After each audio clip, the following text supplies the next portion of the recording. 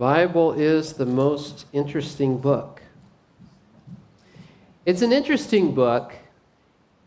It's not full of the most wonderful accounts, actually.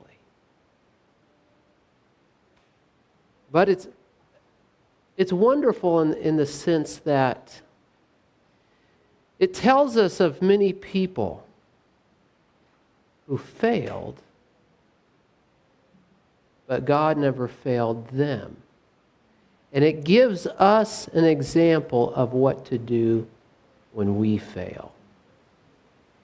It's encouraging to know we're not the only ones that fail. Let's bow our heads quickly. Invite God to be here. Father in heaven, thank you for the Sabbath day. I pray that today we will have a spiritual revival as Isaac and Shiloh sang about. Thank you for your goodness. In Jesus' name, amen. Yes, the Bible's full of many stories. We sang the song, Faith of Our Fathers.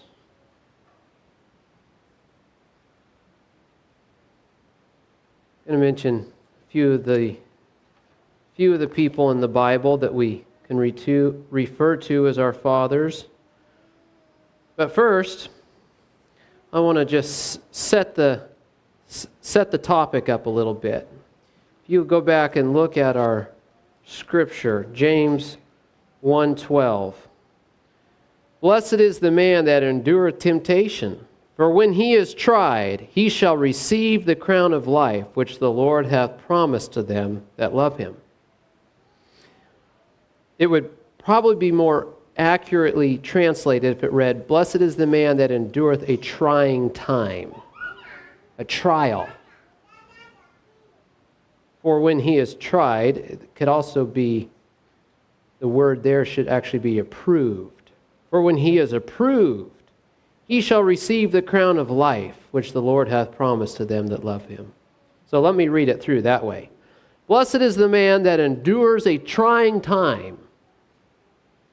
For when he is approved, he shall receive the crown of life, which the Lord hath promised to them that love him. Now, I find that verse very, very encouraging. Several reasons. One is, when I find myself in a trying time, I realize it's for good. Because this gives me an opportunity to once again rely on the Lord to see if I can be approved. And when I receive another trial, I'm encouraged. Because I realize even though I maybe failed a previous trial, the Lord still sees enough hope in me, He's willing to try again. If you stop getting trials, you should get a little bit worried. You should get very worried. You should ask yourself, why doesn't the Lord see that I'm worth trying? So in trials should be very encouraging. You realize that God hasn't kicked you out of His school. He's still working with you. You're still one of His students. But it's also encouraging because it tells us that someday trials will be done. And there is a reward, the crown of life. Trials will someday be over, and then there's a crown of life. Well, the title of my sermon is Disappointed but Not Discouraged. Do you know what disappointment is? Someone, if you think you know what disappointment is, tell me. Being let down. Yeah, that's a very, you feel let down. Anybody else? I looked up a few different definitions, and here's one that really worked for me. Sadness caused by the non-fulfillment of one's hopes or expectations. When your hopes or expectations are not fulfilled, you're disappointed. Do you know what discouragement is? What's that? Yeah, discourage. There's no longer courage. Being discouraged is to be somebody deprived of courage or confidence. We don't want to be discouraged. We can't avoid disappointments. Disappointments will come. There will be times that your hopes or your expectations are not fulfilled. That's a guarantee. In this world of sin, that will happen. But what we don't want is for it to become discouragement. Discouragement affects our actions because we don't have courage. Well, what are some of the causes of disappointment? You know, one cause of disappointment is disobeying God. We can bring disappointment on ourselves. We read in Numbers 20 the account of Moses. The people were mad at Moses and Aaron, and Moses and Aaron were very stressed, and they felt very pressured. The people said they needed water. They were out in the desert of, what is it called? The desert of Zin, is that right?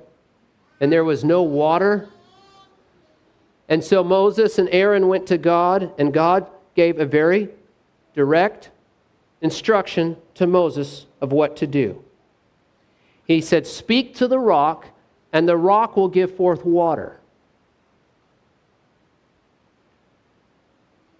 Moses didn't follow the directions.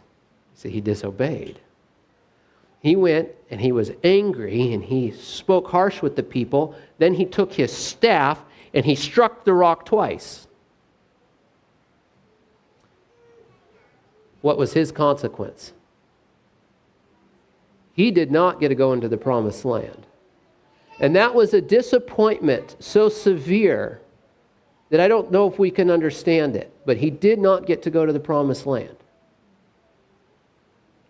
So one cause of disappointments is disobedience. But I want to just point out, God is a faithful God. Moses took his consequence humbly. God let him see the promised land. And who actually buried Moses when he died? An angel. Isn't that amazing? So if you feel disappointed and you know that you brought it on yourself, just accept the consequence humbly. Another cause for disappointment is wrong expectations. We just simply expect the wrong thing.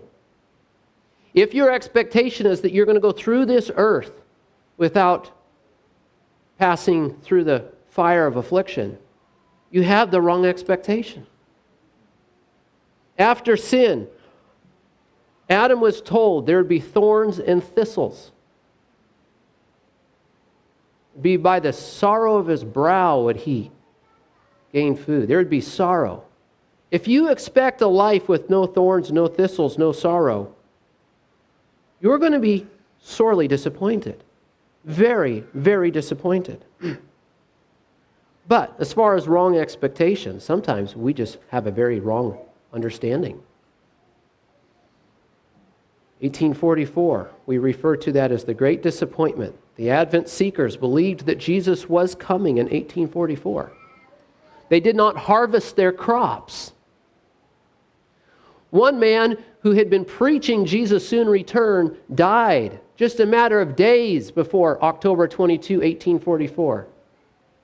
His family didn't even have time to do much of a funeral because Jesus was coming in a few weeks. They'd be back with their daddy soon. They were very disappointed. Their expectation was wrong. But then sometimes we face disappointment. It's not because we disobeyed. It's not because our expectation was wrong. It's just the result of living in a world of sin. Job, we have no account of him disobeying. We have no account of him having the wrong expectation. But that was a real disappointment. Every day he was faced with a new disappointment.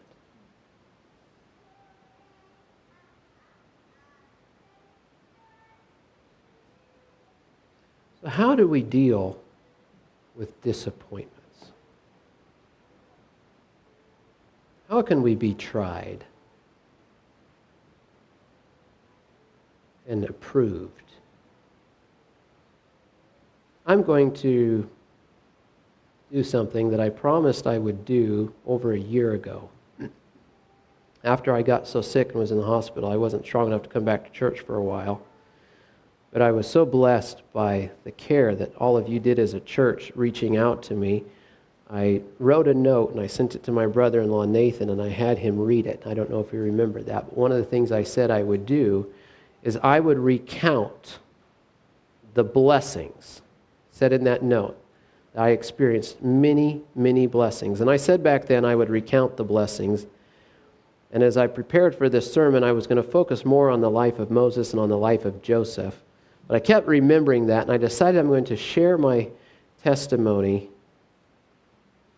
And I'm going to show you something that God allowed me to learn. I'm so thankful. And that is that in the middle of a trial or a grave disappointment, there are so many blessings. I want to say for our children who are taking sermon notes, and you've got your stickers, I'm going to, if Mrs. Everett's okay with this, she's the one that organized this, I'm going to see if today, if you can listen for the word blessing. That will be your word to listen to. Put your sticker on your notes when you hear the word blessing. Well, many of you know that in 2022, I was very sick from ulcerative colitis, and that's a condition where your colon develops lots of bleeding ulcers. There are many blessings, though, and I'm going to try to recount many of them, and I have a whole page numbered of blessings, and I know I don't have even half of them written down, but this is what we have time for today. First, I got very sick very suddenly. It was a very, very quick onset of ulcerative colitis. In fact, afterward, I found out from the GI department down in Spokane that I was the talk of their department. The doctor told me that it is extremely, extremely rare to see somebody go from such a light case of ulcerative colitis to having such extreme ulcerative colitis that the colon had to be removed in just a matter of days. It's very rare.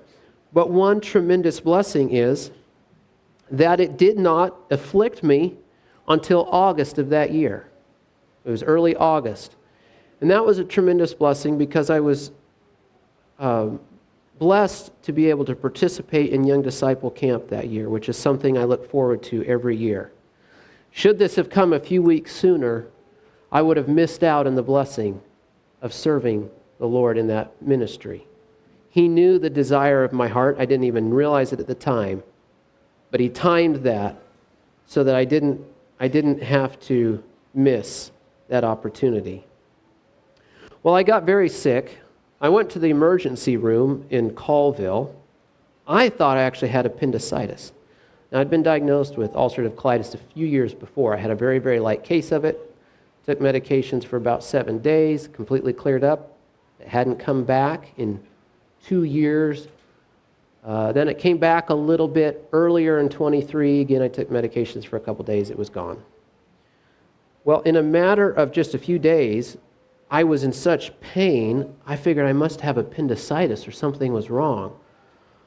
So I went to the emergency room, and the doctor, does his diagnosis, and he says, no, you've just got a rapid onset of ulcerative colitis. And so he gave me some medication. I went home. It helped for a few days. I then got really sick really, really fast. Now, right before that happened, though, in August 18th of that year, of 2023, I saw the GI doctor for the first time and had a colonoscopy. And if you've never had a colonoscopy, you've never experienced life just yet. I'll tell you one thing though. All the rest of you still have to have more, and I don't. That's right. I'll tell you this. If I ever find a doctor that suspects I have colon cancer, I know I've found a real quack.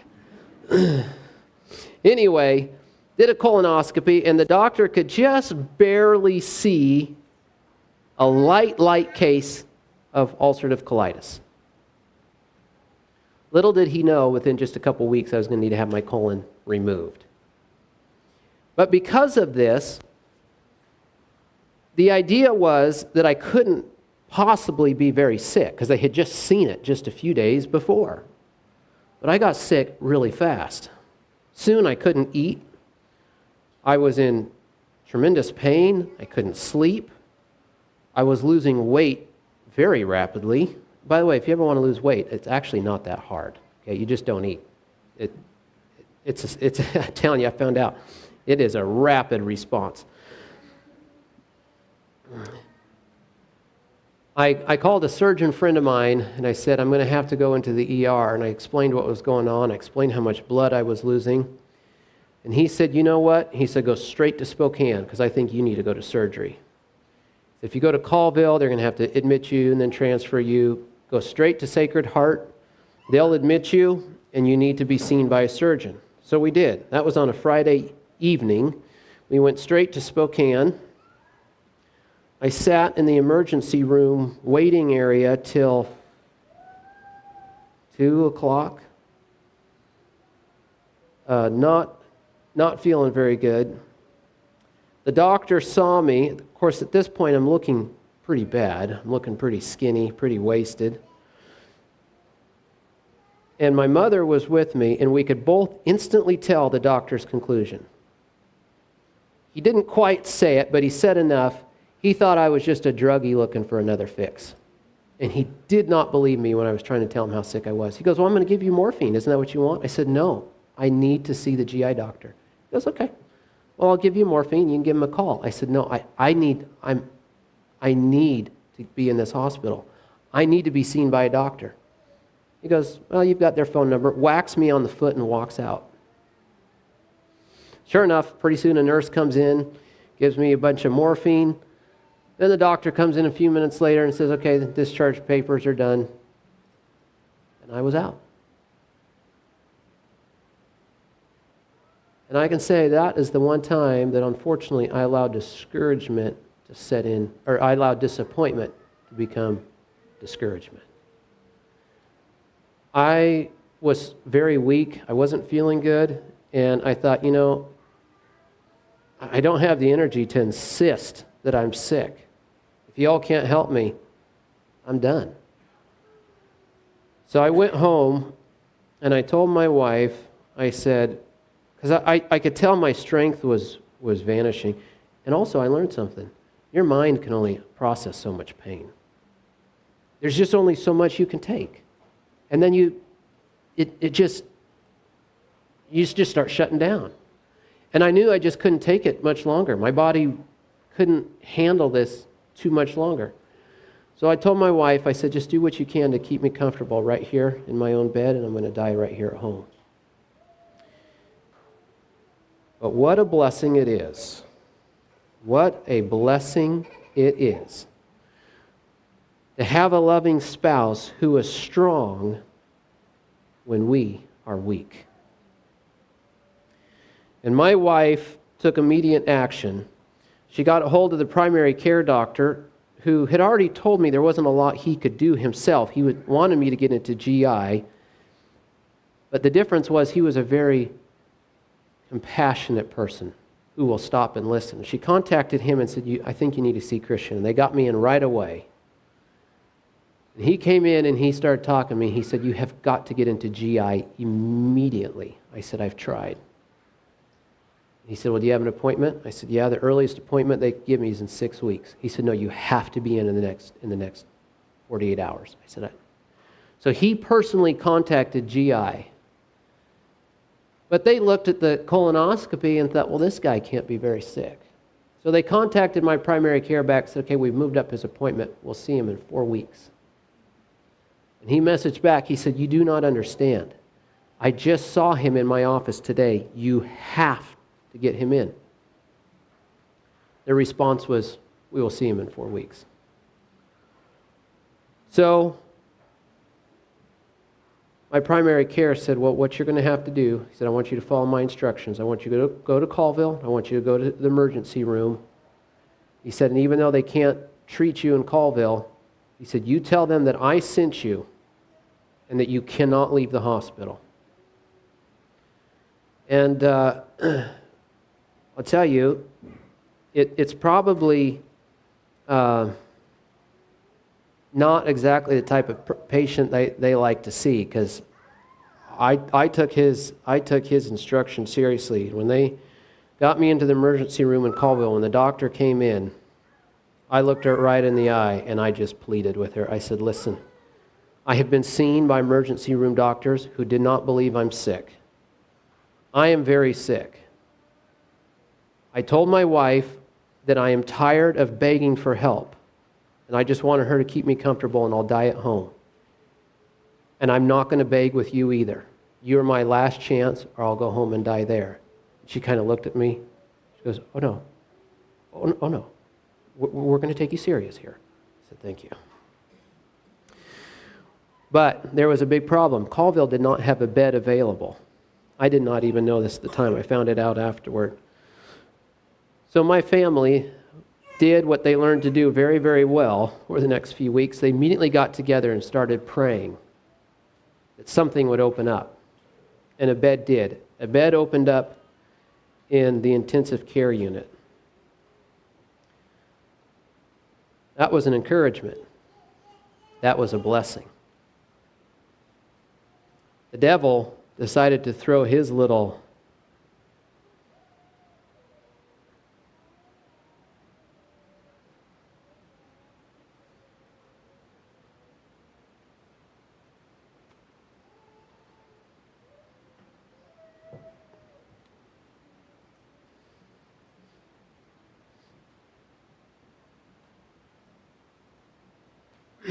They wheeled me to the one room that was available and parked the bed right where my brother died.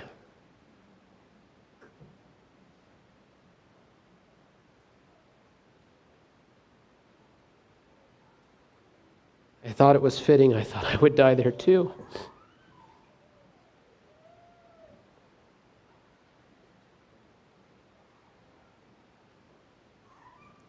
But God is so good. There was a big blessing coming. There was a nurse by the name of Joel who took me serious like no other medical professional really had. His sister had just gone through a very similar situation a few months before. And Joel came in and talked to me, and I told him, I said, Joel, I've lost so much weight, and I'm so weak, and I cannot eat. He said, I know. He said, I know you can't. He said, I believe you. And he put me on, it's called TPN. It stands for Total Nutrition Supplementers. I don't know what it is, where you get your nutrition through an IV. You can't live forever on that, but it's better than nothing. And actually it did make me feel a little bit better. But to do that, Joel told me, he said, we're going to have to put a PICC line in you. I said, oh, tell me more. He said, well, it's a line. We're going to put it in your arm, and that little hose is going to go all the way to your heart. Oh, you are? And I was so nervous about that. I thought, oh boy, what is that going to feel like? Pushing that thing all the way up my arm, and how, I was so stressed about that. And I had wished that Robin Marsh would be available, because Robin was my youth room director for many years. I know Robin Marsh very, very well. And I knew that if he were to do it, he would tell me exactly what would happen. I could ask him some questions. But Robin had retired a few months before, and then he'd been gone for a few months in India. What I did not know is when he returned from India, the hospital still needed a little help, and he agreed to work a couple days a month. And this happened to be one of those days. And as I was laying there, I heard the cart coming down the hall, and I knew it was for me. That, well, here we go, PICC line and all. And in walks Robin Marsh. And that was a real blessing. That was such a blessing. Well, PICC line went in. I got started with nutrition. I was in terrible pain. What the problem with the colon is, it's very, very difficult to get pain medication to the colon. And so it's very hard to have much effect on the pain of the colon. They can give you Dilaudid or morphine or any medicine till you've lost your mind and you're still in extreme pain. But we found out we had a real problem. That is, there's not a lot Colville can do. They don't have any GI specialists. Every bed at Sacred Heart was full in the GI department. Every bed at Deaconess was full. Every bed at Holy Family was full. One of the hospital managers took this upon herself, because there's a system they have where they can put out a transfer request. They can put it out far and wide. But we weren't getting any responses, and so she started calling. She was calling Harborview. She was calling Cadillac and Tri-Cities. She called every hospital in the state that had a GI department begging for somebody to get me in. Nobody had room. So I was in Colville for, I don't know how many days, I'm going to say probably 5 or so. She came into my room Sunday evening, this hospital manager, and she updated me. She said, I'm doing everything I can. She said, I've called every hospital in the state, and the ones in Spokane I have called 4 times today. She said, as of right now, there are 17 people in Sacred Heart that have to be given a bed before you. She said, I have no idea how long that'll take. But she said, I'm going to do everything I can do. Well, my family went and did what they always did. They got together and started praying. I want to tell you, it is a blessing to have a family that prays. It was Sunday evening, so that hospital manager grabbed her belongings to head home. She headed out the front door, and she got this overwhelming impression that she needed to go call Sacred Heart for the 5th time. And she thought, well, this is crazy. I would just talk to him 20 minutes ago before I updated Christian. She thought, no, you've got to go call again. And she thought, well, why would I do this? So she turned around, she walked back to her desk, she set her things down, she picked up the phone, she called Sacred Heart. She said, I just have to check one more time. Do you have a bed? They said, it just opened up. Send them down.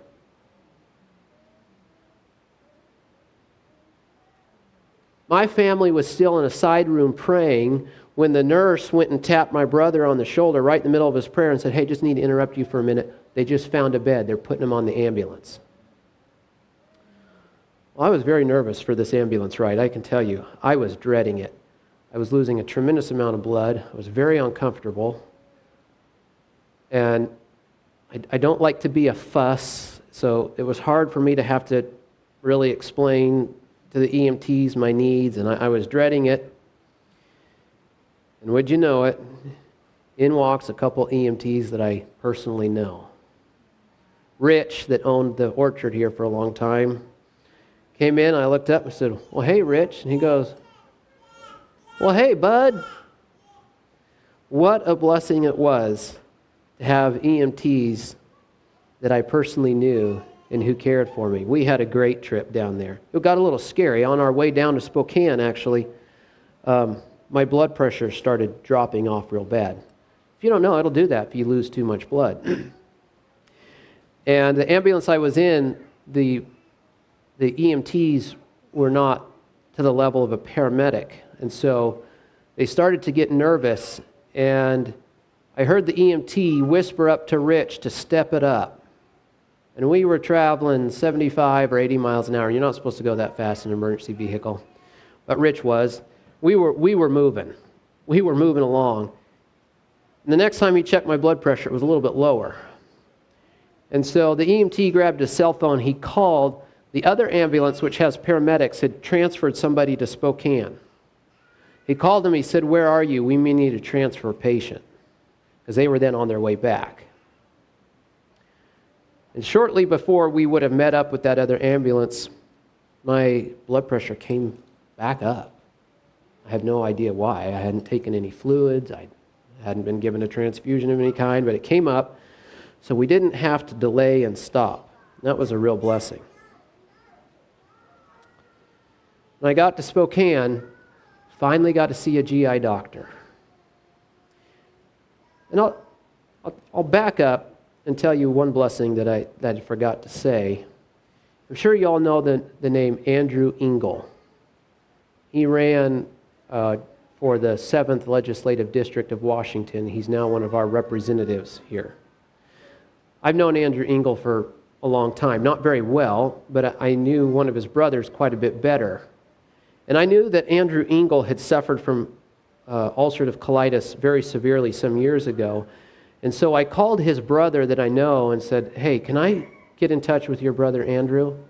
He said, "Yeah, right away." And in just a matter of a few minutes, Andrew called me. And I told him what I was facing. And I said, "I think I need to go to surgery." And I said, "What is this like? I mean, what should I expect?" And he said, "I want to tell you something." And he told me his whole story. He had suffered with ulcerative colitis severe for almost 11 years, where he'd be fine, and then it would hit him so hard he couldn't work for 3 to 4 months, and every time that would happen, he would lose about 40 pounds. Then it would kind of correct, and also he was taking just huge amounts of medication. And he said, "Christian, if I had to do it over again, I would not take years of medication, because now I'm living with the side effects for the rest of my life." He said, "Go straight to surgery. It's the best thing that ever happened." I said, "Okay." So then I went and I started reading as much as I could about the different types of medication that they give ulcerative colitis patients. What they do is they put you on a low dose of chemotherapy, and you're just on it for life. And the chemotherapy they wanted to put me on, I would have to go to the cancer center. There's different ones, but the one they wanted to give me, I would have to go to the cancer center in Spokane once a month to be given this dose of chemotherapy. And they told me, they said, "And then just plan on the next day, you'll feel so sick you can't work. So it's just kind of take the day off you hear." And I'm thinking, wow, so I take 2 days off a month, and I'm just constantly on this medication that you never feel great. And so I took Andrew Engel's advice to heart, and I decided I wanted to skip years of medication, and I want to go straight to surgery. Well, the GI doctor came in, and I thought, this is my chance. And I looked at him right in the eye, and I said, "I want you to know, I want to go to surgery." He said, we don't just take anybody to surgery. We only take severe cases to surgery. He said, "We're going to treat this with medication first." He said, "We're nowhere near surgery." I thought, I don't think you know, and I don't know how to tell you. Thankfully, the next day when the GI doctor came in, the surgeon came with him. And there's a lot of my whole hospital stay I don't remember. I was on medication. I didn't feel good, and it just kind of wipes stuff out of your memory. But I remember this conversation very well because I knew it was my one chance. And I looked at that surgeon and I said, "I am pleading with you. I want to go to surgery." And he's kind of a low-key guy. I became good friends with him. "Okay. Well," he said, "I think your GI doctor wants to try some medication first." I said, "Okay. But please take me to surgery." He said, "I don't really want the medication." What I didn't know at the time, I could hear a conversation, but I didn't know what they were saying. The 2 doctors walked out, and I could tell there was a conversation with some passion. The surgeon looked at the GI doctor, and he said, "I'll tell you what, nobody begs me for this surgery." He said, "I think our patient's sicker than we think he is, and I think we need to find out his condition." he said, because when I say nobody begs him for surgery, only very severe cases beg for it, because at that point you'd do anything. You'd let him chop you in half. That's what it took to take the pain. I mean, do anything. So the GI doctor, before I say that, I want to say, because I'm using this word, it was a blessing to have a surgeon that listened. The GI doctor did a scope, and as soon as I came out of anesthesia, I've done colonoscopies in the past, and I know how it is. You come out of anesthesia, and they're pretty chatty with you because they want to see, are you coming out of the medication? They want to see how you respond, and so I'm always real chatty with them. As I came out of anesthesia, there was a nurse there. She was not saying a thing. I kind of looked at her, and so everything go okay? She said, oh yeah, the doctor will talk to you soon. I thought, yep, they finally found what I've been trying to tell them. And when the doctor came in, he was all stressed, the GI doctor. He said, Christian, there is no way there's any medication that is going to make any difference on you. I've already canceled it. And when they do the chemotherapy they wanted to give me, it actually, the hospital administrator has to okay it. There's quite a process they have to go through. They can't just prescribe it like most medications. There's this process, and it had been through that process. The medication was ordered. The doctor had already canceled the whole thing. He said, it'll never work. You're going to surgery. I think that is one of the most wonderful things I have ever heard anybody say. Because at that point was the first time in this whole situation I thought maybe I was actually going to live. They finally saw the problem, and they're going to take action. Well, surgery was scheduled a few days out, and those few days were not a lot of fun. Thankfully, I have a very supportive family. My parents were coming to see me. My wife was there as much as she could be, which is hard to do when you have 4 boys. It was a real blessing that my nephew Bryant was going to school in Spokane, and I think maybe he was there every day. Is that right, Bryant? Every day. That was a blessing. I'm very close to my nieces and nephews, and so to have Bryant come in, just have some, it was just something I could plan on every day when he was out of school. I knew he would be there.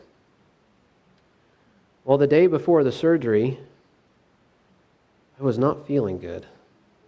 And unfortunately, I'm not under the surgeon's care up until the surgery. I'm under a totally different doctor's care, who wasn't listening to anything I had to say, to be frank, at all. And I kept trying to tell her, something's not right today. She never listened, and I was laying in my bed, and I don't know how to describe how I felt, but I knew that I was not doing well. And I called my mom. I said, Mom, I'm not feeling real good. She said, well, how are you feeling? I said, I don't even know, but I'm not feeling good. She said, well, Dad and I were coming down to see you. We're only a few minutes out. I'll be there real soon. It is an absolute blessing. My mom walked into that room when she did. Because what she found was me having bled out so much that I lost consciousness. And the nurse I had that day was a pleasant enough person, but was not in tune at all to my condition. Nor was hardly even checking on me. I'd go hours just laying there by myself. What's that? I wasn't hooked up to anything. There was no monitoring on me whatsoever. Thankfully, my mom walked in as I lost consciousness. And it is a blessing to have a mom that is medically trained. My mom called a rapid response. And for the next, I don't know how long, maybe an hour, I don't know. I came in and out of consciousness. I'd regained consciousness. My room was full of people. There was doctors and there was nurses, and they were checking all kinds of things. Sometimes I would get a few words out to my mom before I'd lose consciousness, and a few times I tried, and I don't think it ever happened, I lost consciousness again. My dad counted, and I don't know how many times I lost consciousness. 7 times? Lost consciousness 7 times. But I'll tell you what, it is a blessing. It is a blessing to have something to live for. Every time I lost consciousness, or as I regained it, my first thought was my wife and my boys.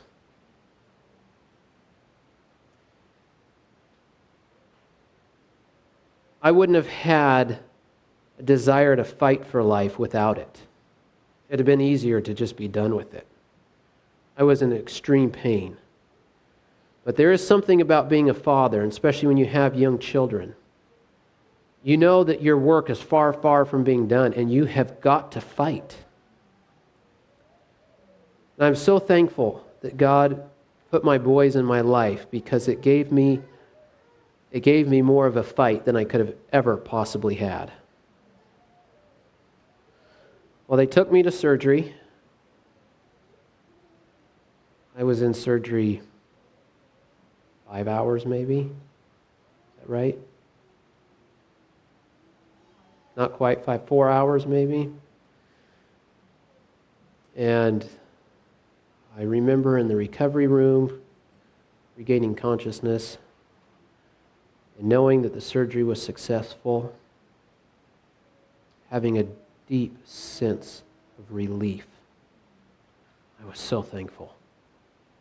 The surgery was successful and the cause of my pain was removed. God is good. I was discharged earlier than expected. I think I was there 5 days after my surgery, and they originally told me that it would never be less than 7 and likely 14 days. And I was so thankful to be on my way home. And then there was a very long road of recovery. I tell you what, when they open this center of you completely up and pull a big chunk of you out, you are so sore. Everything inside of you is sore. Every muscle hurts in there. Your bladder hurts. Your stomach hurts. Everything is very sore. But the blessings were far from over. Right before I got sick, I had purchased 4 tractors, because I'm in the business of reselling tractors. And I knew I could never get them ready for sale, because the barn from the house is 150 feet to 200 feet away. I had enough strength to walk to the barn, and then I sat on a tractor seat and gained my strength before I could walk back to the house. I couldn't load up a tractor. I was so skinny that the biggest part on my leg was my knee, and then above the knee, it was quite a bit smaller than the knee. I looked like I'd just come out of Auschwitz or some crazy thing. I had no strength left. In fact, if I got on the floor, I couldn't even stand up. Somebody had to pull me up. I didn't have enough leg strength to get back up. Well, I'm a volunteer firefighter in Kettle Falls, and the firefighters wanted to do something to help me out, and they asked what they could do, and I said, well, I have some tractors I've got to get ready for sale. In fact, I had a couple of them, people were waiting to buy them, but I couldn't get them configured right. One of them needed a front hitch installed so they could run a front snowblower. That went up almost to Canada, and I had just these different tractors. And so 5 firefighters came over, spent a Sunday, and got 2 of my tractors ready. I just sat on a lawn chair and just told them, do this, do that. What a blessing to have people in our lives that care for us like that. Then I got a very unexpected call. Before I got sick, Rob McClintock called me and said, I've got a place. It's already under contract when I put it up on the market, but I don't know if this contract's going to work out. I just want you to keep it in mind. If you have a buyer, and he told me all about the place. He said, if you have a buyer that's a good fit for this place, keep it in mind. And his contract is what we call a bumpable contract. So even though there was a buyer in place, you can submit an offer and you have an opportunity to bump that buyer. And the more I got thinking about the place, the more I felt that it would really be what would be good for our family. And so I called Rob back. I said, well, Rob, here's the deal. If that deal falls through, I'd like to be your first phone call.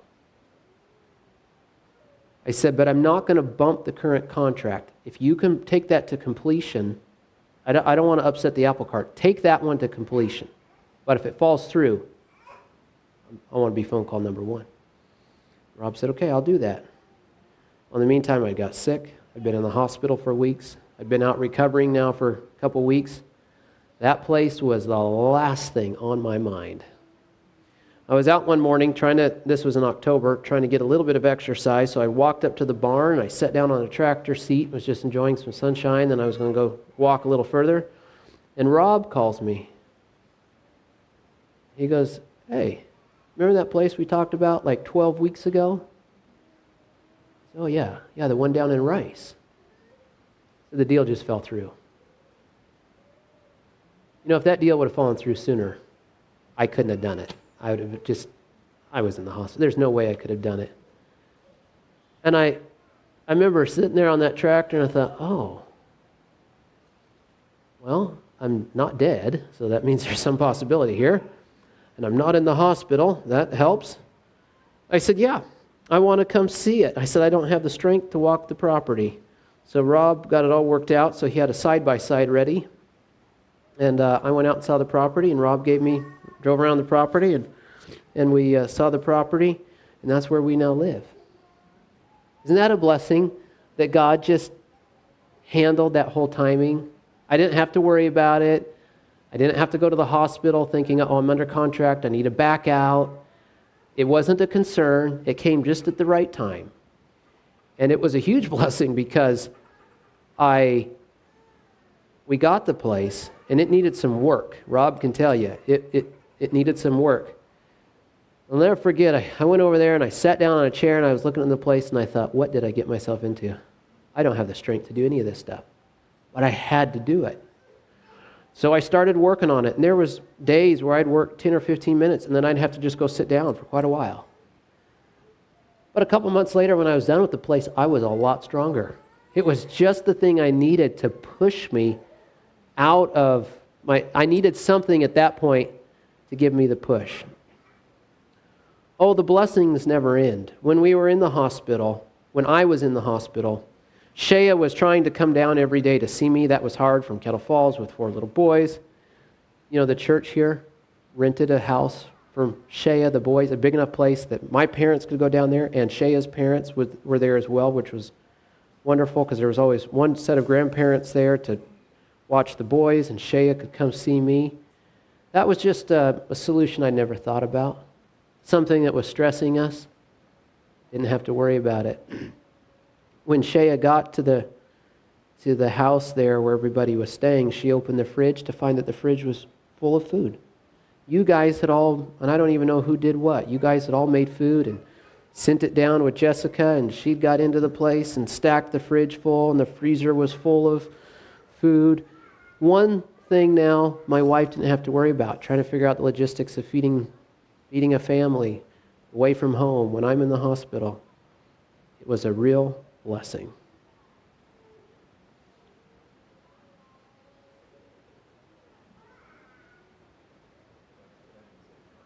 Betty was a very, very big part of that. Yep, she did a lot of the planning, and that was such a blessing. Well, what I can tell you is this. I faced some disappointments that year. You got to face some this year too. I faced some in 2024. Not as big. But friends, when you face a disappointment, don't forget. That means that you're still in the school of Christ. He still sees that you're worth testing. He still sees that you're worth refining. If you were only dross and there was nothing precious, There's no reason to keep you in the refiner's fire. But if there's something worth refining, God still works.